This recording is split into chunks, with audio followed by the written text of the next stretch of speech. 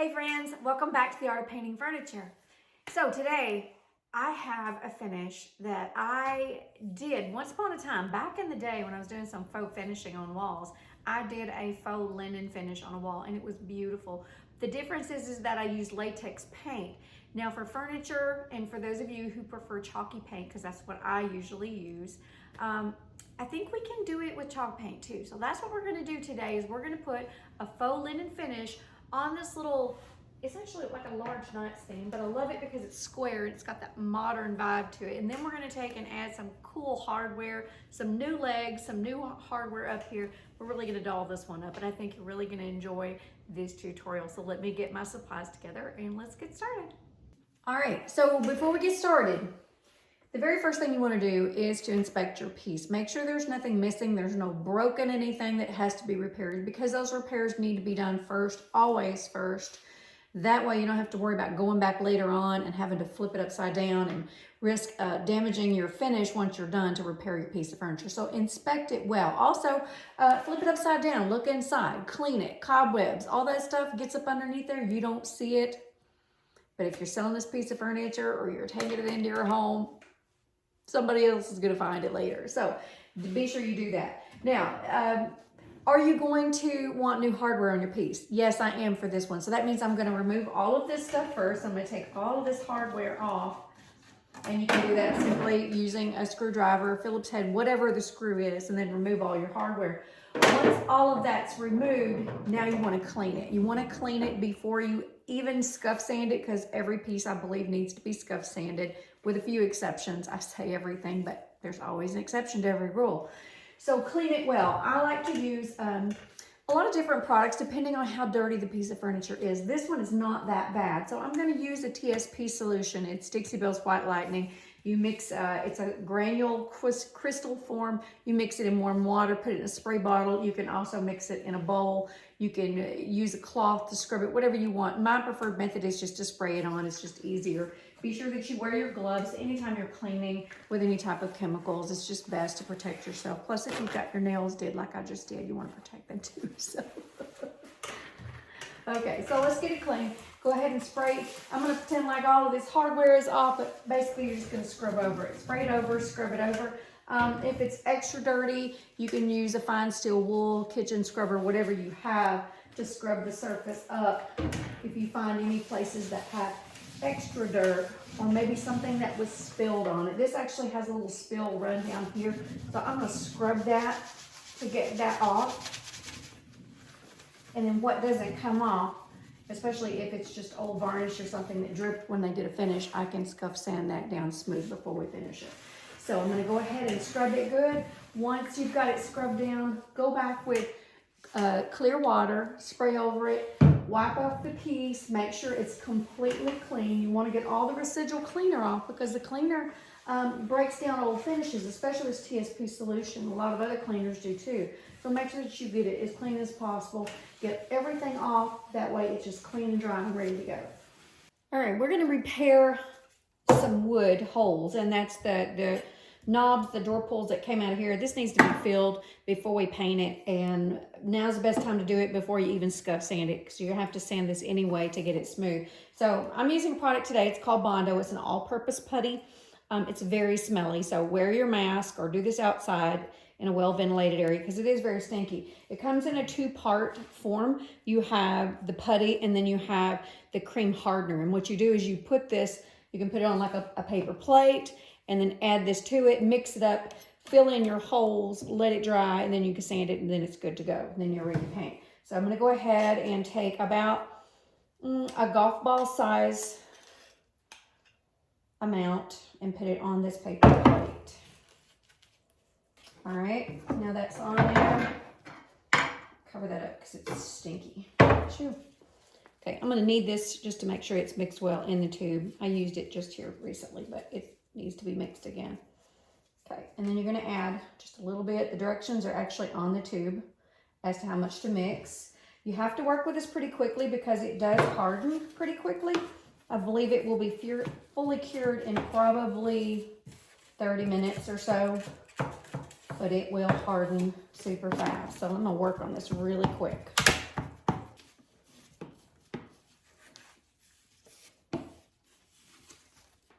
Okay, once it's mixed, take your putty knife and go ahead and shove it down inside those holes.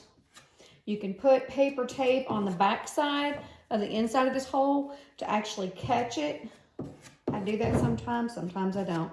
But always be sure that you wipe off the excess. Get it down into that hole. And then leave a little bit on the top. Leave it raised a little bit above the hole so that when you sand it, it will be smooth with the surface. And this doesn't crack. It doesn't leave little holes. Typically, you do it one time and it's done. That's why I like this. Some of the wood fillers are a little different. They actually, you may have to go back and do it twice. So just get it in there good.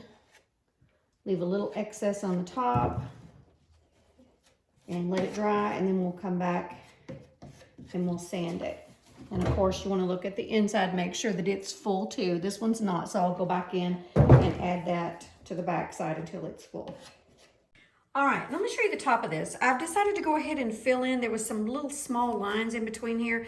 I'm gonna go ahead and fill this in with the Bondo. And the reason I'm doing this is because the finish that we're doing, it's easier, and you'll see once we get to that, it's easier to do on a smooth surface. And if you have any of these little lines, it's gonna catch and your finish won't look as pretty. So I'm gonna go ahead and fill in these lines with the Bondo and let it dry, and then we'll go back and sand it. It won't be perfectly smooth probably, but it's gonna be a lot better than having that big hole, and the paint will probably fill in the rest. All right, when I said this would be dry in 30 minutes, I was wrong. It dried in 15 minutes. I had to make up a second batch to get these holes filled, but it is ready to sand. I'm going to start sanding because I need to scuff sand anyway. I'm going to go ahead and sand the holes down first. Then I'm going to go back over the whole piece of furniture and give it a good scuff sanding just to remove the shyness. See how there's a little shiny on this still? I just want to scuff that up and just get it smooth. There's a lot of wood grain too, but the primer that we're going to be putting on here is going to fill a lot of that in, and then the finish that we're putting on is going to it's gonna fill in. You're not gonna have to worry about any wood grain or anything, but you wanna get it pretty smooth. But go ahead and start sanding. You can do it by hand, but it's harder. It's easier if you have an electric sander, whether you use a Surf Prep or you use your orbital sander, mouse sander, whatever you have. It's always a good idea if you're doing furniture to invest in a good electric sander. We're gonna start with like a 220 grit. If this doesn't sand down well, we'll go up a number, but I think 220 will be fine. We'll get this all sanded, and then we'll come back and clean it, and we'll get ready for the primer.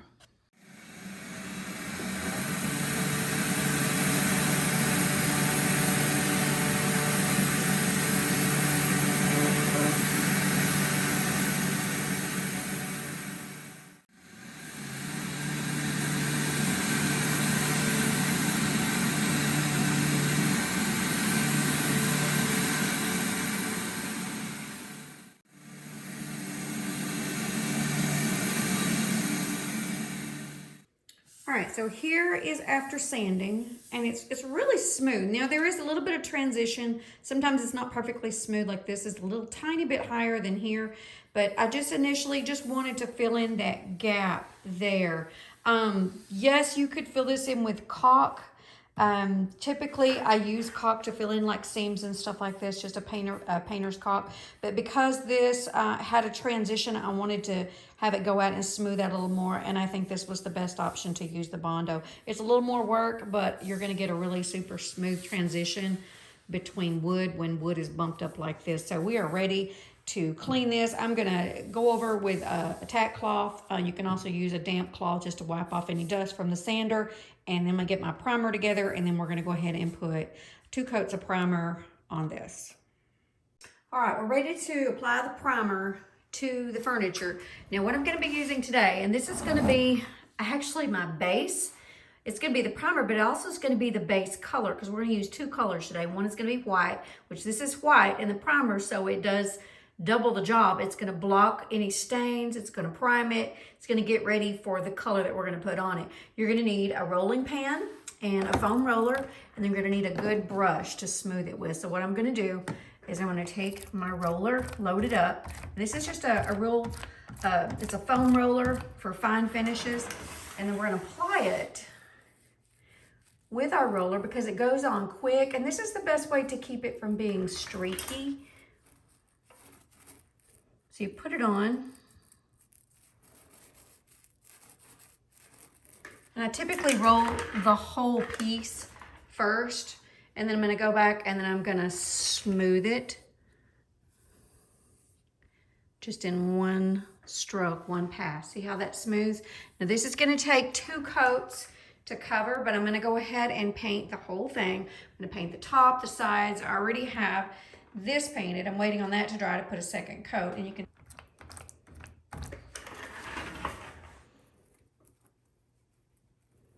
And this is gonna go really quick. This is a great way to apply your primers if you don't wanna sit and brush and worry about those brush strokes, because you can get a lot more on here quicker and you can smooth it out faster, because this stuff dries pretty quickly and you wanna get it on, smooth it out, and move on to the next section.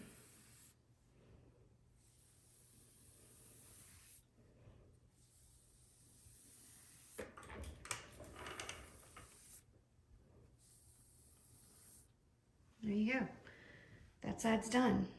All right, so overnight, I let 2 coats of the primer really cure well, because you want it to be really pretty. Remember, this primer, because it's white, is going to be the base coat too, so you don't have to put another color on there.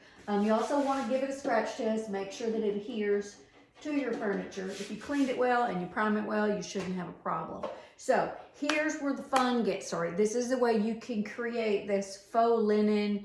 It's also called a grass finish, like a grass cloth. And it's so pretty. And nobody's going to believe that you didn't, have this professionally done, because it's super easy. So what you do is you take the color of your choice and your chalky mineral paint. Actually, I'm going to use French linen because I want it to look like linen, and this is actually a linen color. And with the white as the background, you'll be able to see a little bit of white through the linen. Now, because it's chalky paint dries really quickly. And when you're doing this type of finish, you want to make sure that you have enough time to actually work the paint, because we're going to be creating this pattern in it. So what you can do to create a longer dry time with your chalky paint is to add a medium. It's called Faux. And what you do is you mix, I like to mix half and half. Half paint, half Faux. This is going to extend the dry time of your paint for much longer and give you a bigger worker space, a longer workability space. So I like to use, just put it in a separate container. I like to use, and I eyeball it. I eyeball it. You can measure it if you want. I put like half of paint, and then I'll pour the Faux in it. Faux is white, so when you put it in there, it's going to look really white, but you're going to mix it together, and it will lighten your paint a little bit, but when it dries, it's going to be the same color. So it's no problem. So I've got this, and you can see, it's very liquidy. It's very fluid. It's not like chalk paint anymore. It's just kind of a wet paint. All right, so I've got it mixed up well. I'm going to take a brush, and I'm going to do one section at a time. Remember, these are curved. These are not straight edges. I was a little bit concerned about doing this, that I wouldn't be able to match the edges, but I think I will. So I'm going to go ahead and do one side at a time. I'll do both sides, especially if it's the first time you're doing it. You don't want to do it on the front of your furniture first, because if you have to practice a little bit, or get you a blank piece of wood or something and practice before you do it. But I always like to do the sides first. That kind of helps me get the technique down, because I want the front of it to look better than I do the sides, but I think it'll be fine. Again, this is just super easy. So take your paint, get you a good paintbrush, and just apply all over this side.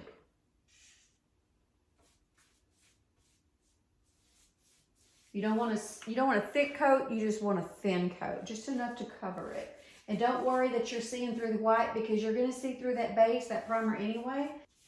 This is such a forgiving finish too.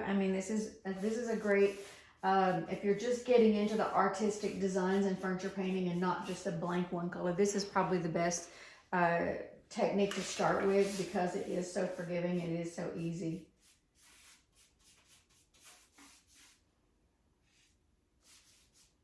And I forgot to show you the tools that I'm going to use beforehand. So I'm going to show you while I'm doing it, because remember, you got to work pretty quickly with this stuff. That's why we put the Floetrol in here. We want that dry time to be longer so that we can work with the paint. And I'm just going to go to the edges. Okay, smooth this out. Make sure there's no lumps or bumps in your paint.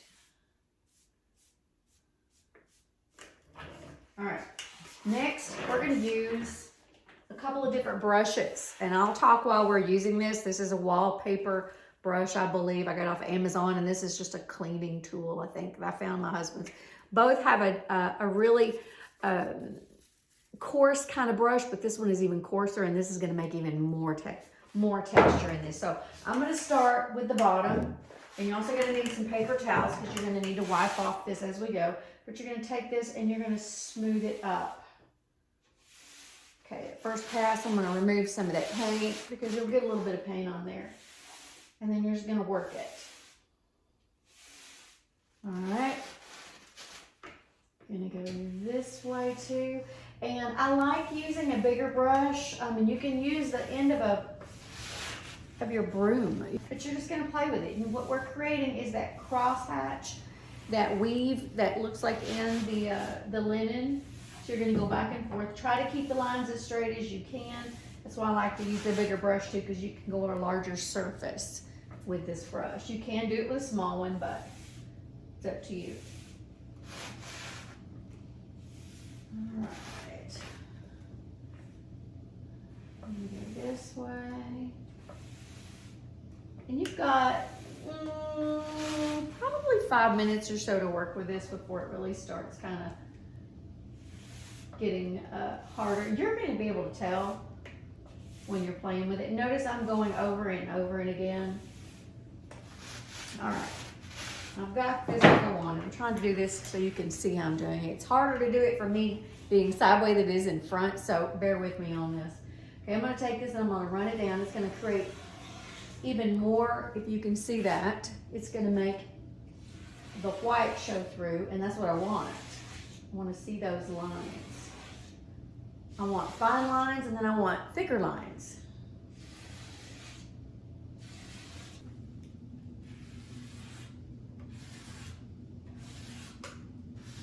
We're just creating that look of a linen. This also looks like a blue jean. You could also do this with a blue paint and make a beautiful, like a washed denim look. That would be beautiful as well. And I'm gonna take the bigger brush and I'm gonna go slightly over it again. See, I'm just working it back and forth until I get it like I like it. But I have to tell you, you have to stop at some point. And that's the hard part, is actually stopping when, you know, you think it looks good, because we're such perfectionists. We always want everything to look perfect. So you're gonna have to just decide when enough is enough. I'm gonna put a few more in here. I like the look of these bigger lines.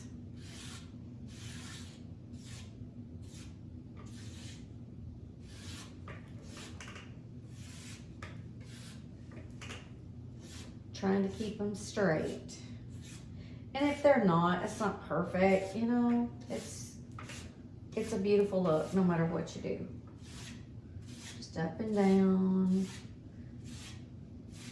And I can feel as I do this, the paint is getting a little thicker. It's still very, very fluid, but you can start feeling it. And you'll know when it's time to stop. Okay, I went up and down on that, so I'm gonna go over here and kind of smooth that out. I'm using a very, very light hand. I'm not doing anything heavy. Very, very light. So pretty. Oh my gosh. I'm close. I'm really close to saying, okay, I need to stop.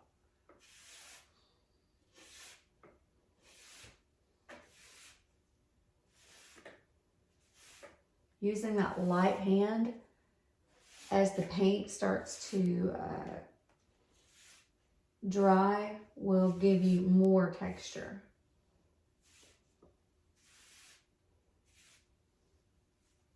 I think it's good. I'm gonna stop right there. I think this is beautiful. As it dries, we're gonna be seeing more and more texture. I wanna see if you can kind of see what I'm seeing. All the little raised areas, and then the white primer underneath will help create this look. And there's a little tiny thing there. I need to get that out, but I'll wait till it dries and then I'll just kind of lightly sand over it. Okay, when you're doing the smaller areas and you're trying to mimic the same look, the best bet is going to be a small brush. And what I did was I went in and just kind of carefully worked a little bit of the same pattern, just a little at a time, to make it blend. And I think it works pretty well.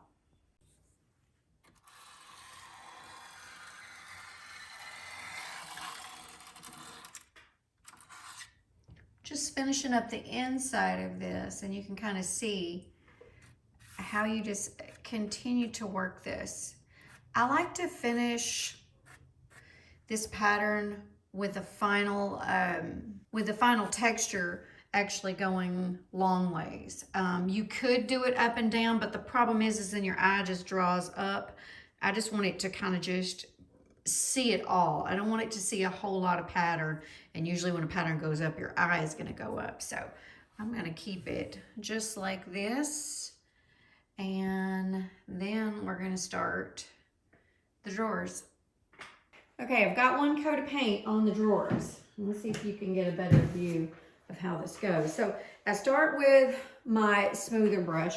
I mean, just play with it and see what kind of texture you get. I think putting the drawers together and doing them together at the same time is going to give you a more uniform finish than if you do one, let it dry, and then do the other, because your technique is going to be different on each side that you do. So in order to get the same pattern, you want to do them all together. So that's kind of my thought with that. Plus the dry time on the paint. I mean, you may spend a little more time in one area than you do the other. So this is just one way to do it. Like if I was doing a wall, I would do one section at a time. Place I missed paint right there. Go back and fill that in. There you go. But if I was doing a wall, it'd be one section at a time so that I get that uniform look. So putting more pressure on it and less pressure is going to give you a different texture. You do what you like. I mean, that in itself right there is beautiful, but I want a little more than that. So I'm going to take, again, my smaller brush, which has a thicker, it's real stiff bristles, and create some deeper lines. Because I want more of that white background shining through. And see, I'll do each one.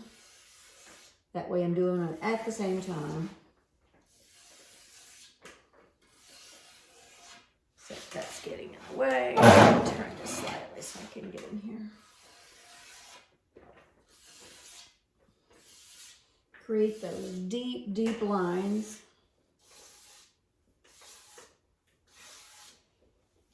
Okay, look at it. All right, let's create some this way. This would be beautiful done in a blue to give, you know, if you have kids, grandchildren, whatever, or you just like the look of the blue jean look, this would be beautiful done in blue with a white background. You get that blue jean look. Okay, I'm going to go back over this again, creating those deeper lines.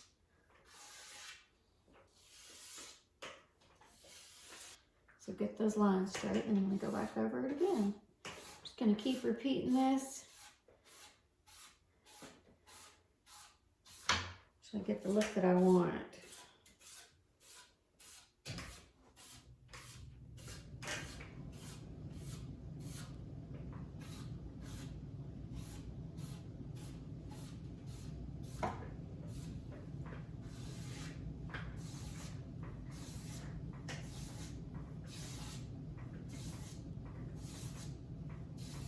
Okay, that looks pretty good. I think I'm going to go over it and kind of soften it because, again, this brush is a little softer, not as stiff.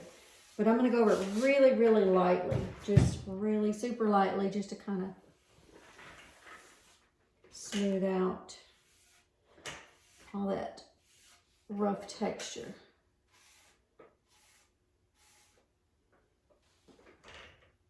Oh gosh, that's so pretty. So pretty.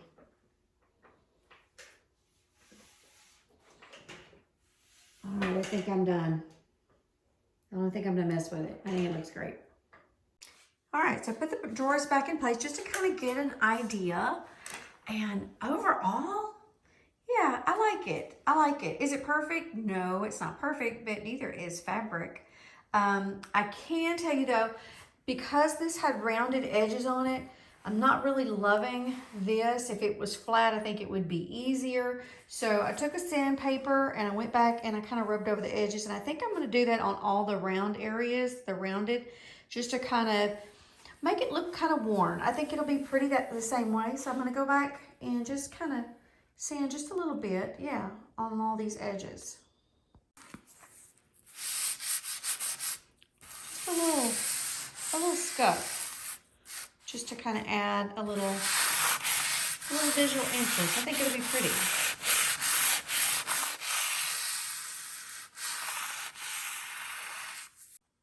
Now I love this. So I took a fine grit paper and just lightly sanded over the edges, anywhere that's raised. I'm not gonna do the doors because I like the cleanness of the doors. And we're gonna put some gorgeous hardware on here, but I like this. I'm totally okay with that. All right, I found some hardware that I want for my makeover, but I'm not real crazy about the color. This one is, I don't know, it just looks like copper. And this one is too yellow. It just is not, it's not cool.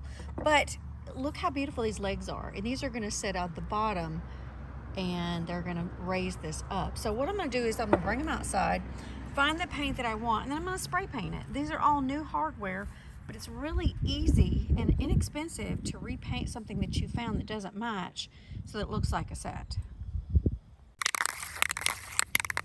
So get your spray paint. I like a Rust-Oleum. This is usually what I use when I'm doing the hardware. Make sure your hardware is clean and dry, and then do a light coat. Very light, super light. That's all I'm gonna do. Move to the next one. Hold your can about 6 inches away from your project and just give it a light coat.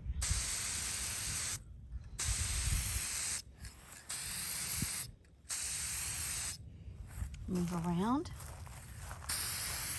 These are going to be gorgeous. I cannot wait. You can paint the bottoms if you want. I'm only going to paint them one coat.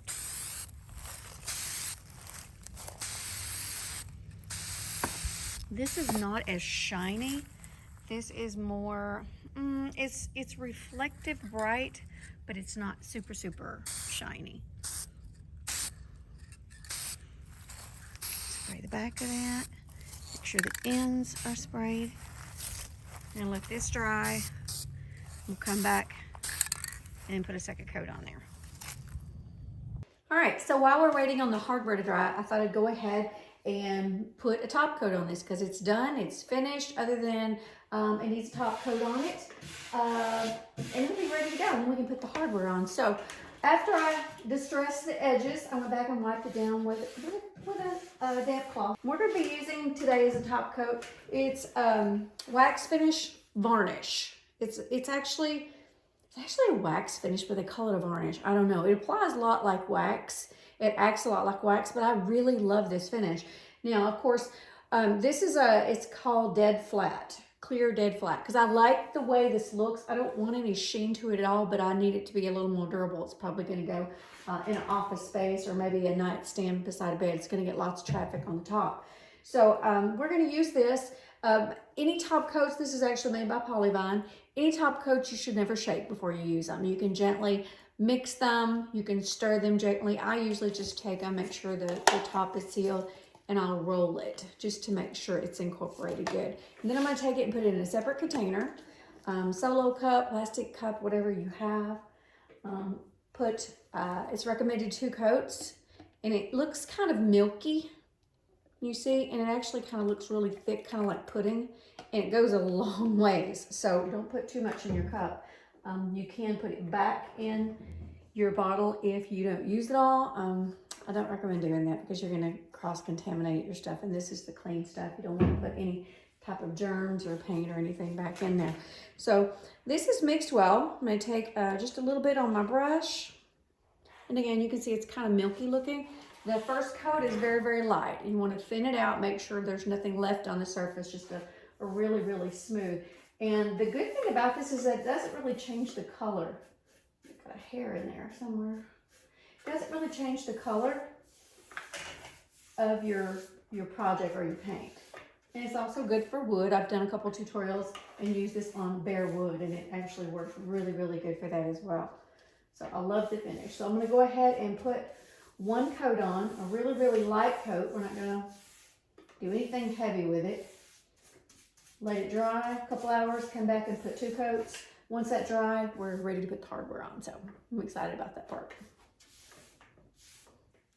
Okay, so after 4 hours of the first coat of this wax finish varnish by Polyvine, I applied a second coat. It does recommend 4 hours in between dry time, and you can put up to 3 coats if you want to. 2 coats I think is great because when it dries, it's hard, it's durable, it's an easy finish to put on. It also works well over dark colors. If you're having trouble with top coats and your dark colors, try some of this. Now that we're done with this, it's time to go ahead and put the hardware on, and I'm so excited. So I let the hardware dry overnight. I put 2 coats of this beautiful reflective gold. I like this much better than the other. The other was too yellow. It just was brassy looking. So I went ahead and I put on 3 legs. And let me show you what I did to modify the bottom of this, because not all legs when you buy them will fit on furniture. Sometimes you have to do a little modification. All right, so I flipped this upside down, and you can see in here, I took a piece of wood, and I had to split this to make it fit, to make it be smooth across here, because these legs fit on the outside, and then they go over and they have to be attached. And you're gonna need to build or reconstruct the bottom of some of these pieces. I was lucky. This one, all I had to do was have a piece of wood in here. All right, hardware. When you're putting on hardware and you're attaching it with screws, and most of them come with screws, you're gonna have to drill a pilot hole. You're gonna take your drill bit and drill down just a little bit, not as long as a screw, but just a tiny bit, so that your screw has a pilot hole, a place to go into. It's much easier, and you have less risk of cracking your wood. Now this wood probably would not split because it's newer, but the wood here is brittle and old. It's been here a while, so you need to be sure and drill those holes.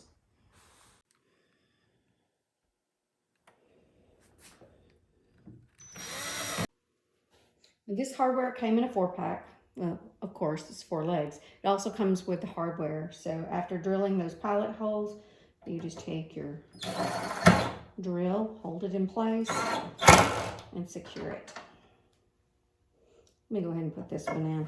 I know this one is good.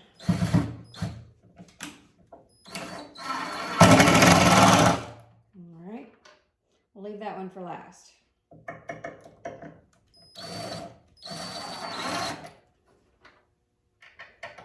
Try this one again.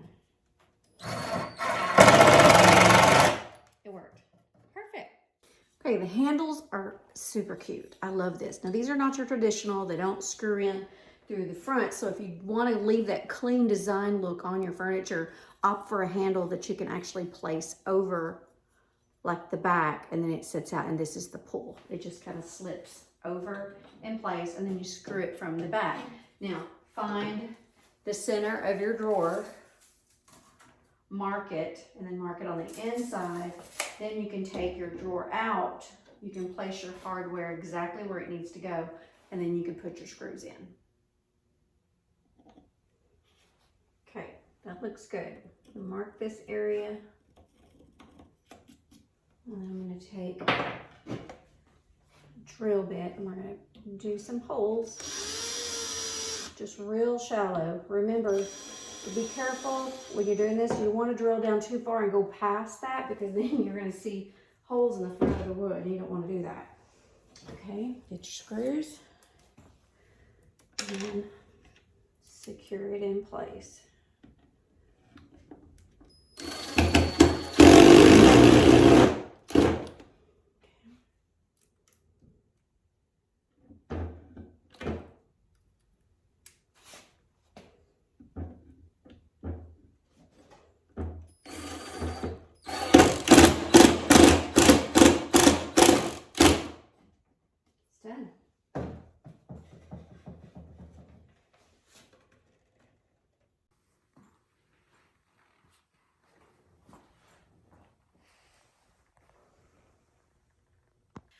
this was a fun makeover. I really enjoyed these boxy type pieces of furniture because you can really add so much to them, especially adding a cool finish like this faux linen grass cloth finish, and then adding some really fancy legs and some gold hardware really makes this pop. So I hope you've enjoyed this tutorial, and I will see you in the next video. Happy painting.